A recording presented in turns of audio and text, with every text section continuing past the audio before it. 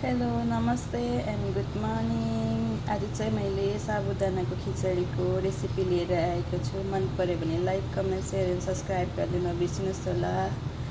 So अब चाहिँ म स्टार्ट गर्दैछु साबुदाना खिचडीको लागि। पहिला चाहिँ अलिकति तेल हालेर जिरा,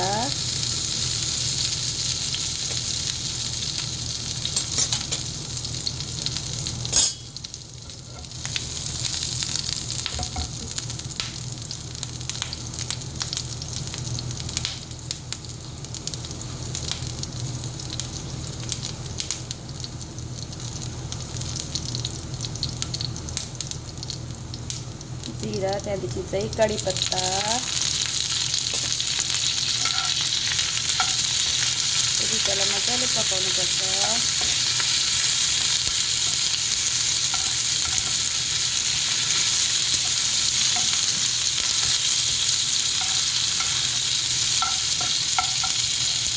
अब त्यहाँबाट चाहिँ आउँदैछ, मैले चाहिँ उसिनेर राखेको छु यो आलु, एउटा आलु हो।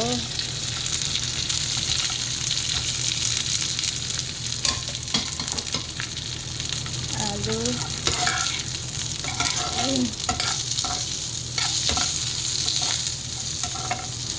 मेरो चाहिँ फर्स्ट रेसिपी भिडियो यो।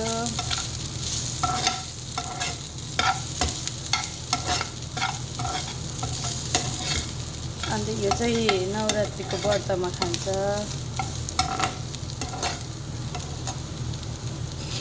जस्तै नवरात्रको व्रतहरू गर्छ उनीहरूले खानुहुन्छ यो चाहिँ। अब चाहिँ मसला हालौँ। नुन, रङ खोर्सानी, गरम मसला, धनिया पाउडर, अन्त चाहिँ आमचुर पाउडर।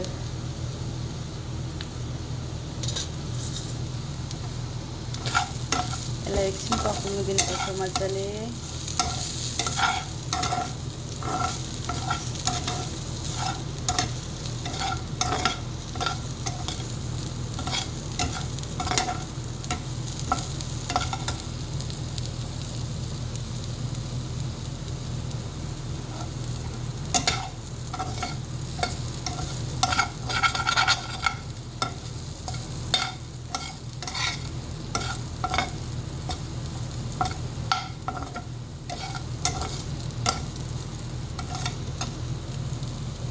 यतिको भयो मेरो आलु चाहिँ। अब आलु भइसकेपछि चाहिँ साबुदाना चाहिँ यस्तो हुन्छ, सेतो सेतो।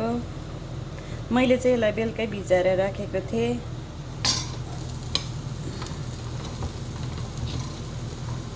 तपाईँहरूले चाहिँ बिहान भिजाएर राख्नु पनि सक्नुहुन्छ।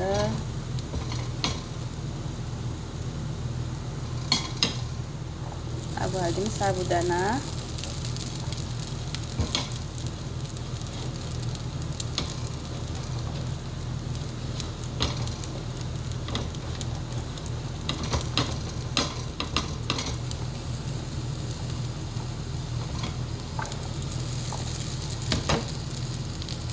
साबुदाना हालेपछि चाहिँ मजाले चलाउनुपर्छ यसरी।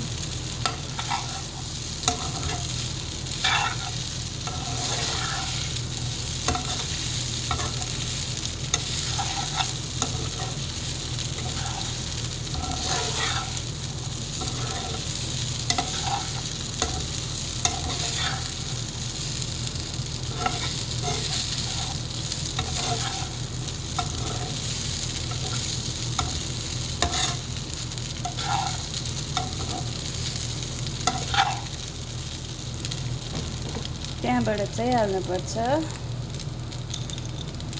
यो चाहिँ मैले भुटेर राखेको हो बदाम, भुटेर राखेको बदाम।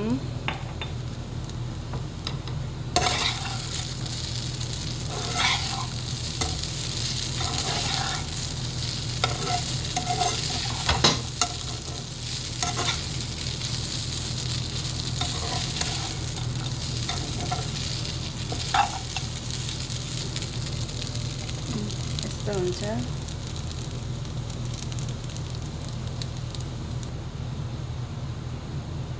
यतिको भएपछि चाहिँ फेरि चलाउने।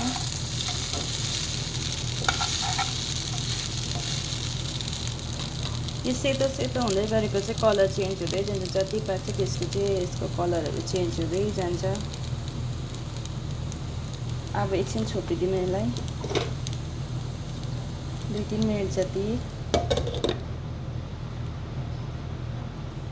मैले यसलाई चाहिँ 2 मिनट पकाएको छु। 2 मिनट पछाडि चाहिँ हेर्न सक्नुहुन्छ यस्तो हुन्छ।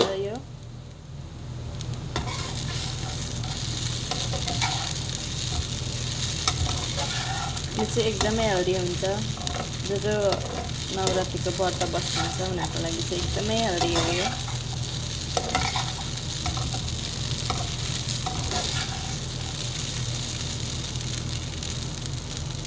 अब पाक्यो यो। पाकिसकेपछि चाहिँ माथिबाट चाहिँ निम्बु एड गरिदिनुहोस् होला, एउटा निम्बु।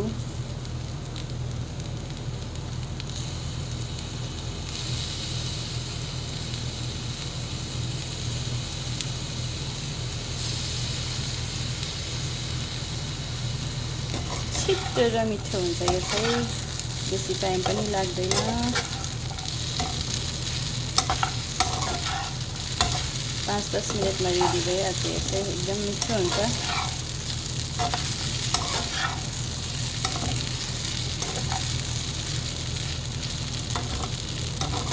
यो पाकेकोलाई चाहिँ तपाईँहरूले अब यतिकै खानु मन परेन भनेदेखि चाहिँ यसको टिक्की बनाएर खाँदा पनि हुन्छ। यो पाकेकोलाई म्यास गरेर यसलाई टिक्की बनाएर पनि खान सक्नुहुन्छ।